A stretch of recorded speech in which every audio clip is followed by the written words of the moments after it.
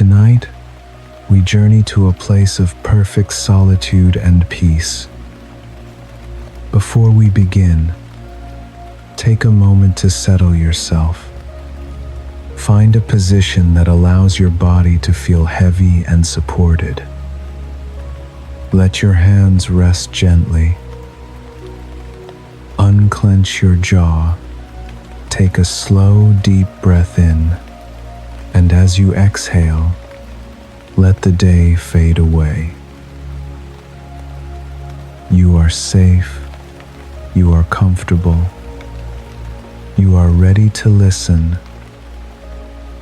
Deep in the heart of an ancient forest, where tall pine trees grew and moss carpeted the ground, stood a sturdy log cabin. It felt as if it had grown from the earth itself, with thick, weathered timber walls the color of honey and amber. A stone chimney rose from the roof, releasing a thin curl of smoke into the gray sky.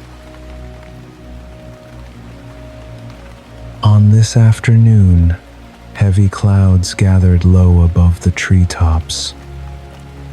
As evening approached, rain began to fall, first gently tapping the leaves and needles, then building into a steady, soothing downpour that blurred the forest in green and gray.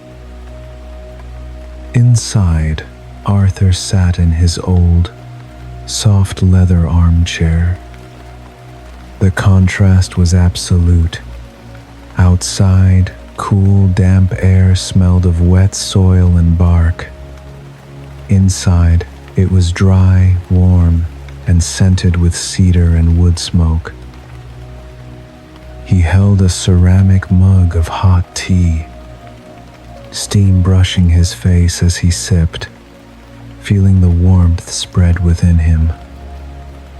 Through the rain-beaded window, he watched the forest drink gratefully.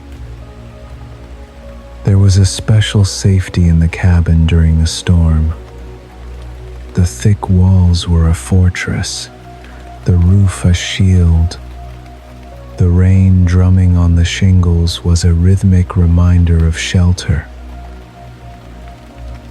In the hearth, a fire crackled steadily, its golden light dancing across bookshelves and rug.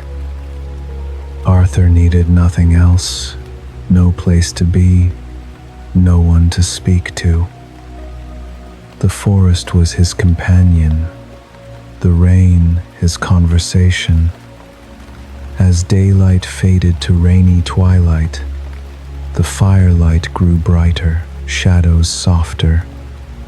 His eyelids grew heavy under the hypnotic patter of rain, the earth's lullaby.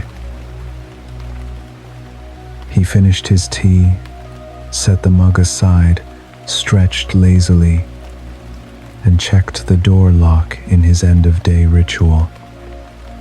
Leaving the embers glowing, he went to the small bedroom under the sloping roof, where the rain sounded closest. The bed had soft flannel sheets and a thick down comforter. Arthur climbed in, pulled the duvet to his chin, and sank into immediate warmth. In the dark, he listened to the steady rain, a blanket of sound over the roof, trees, ground, and him. His breathing slowed. Thoughts dissolved into the water's rhythm. No past, no future, just rain, warmth, and sleep. Drifting, sinking, resting.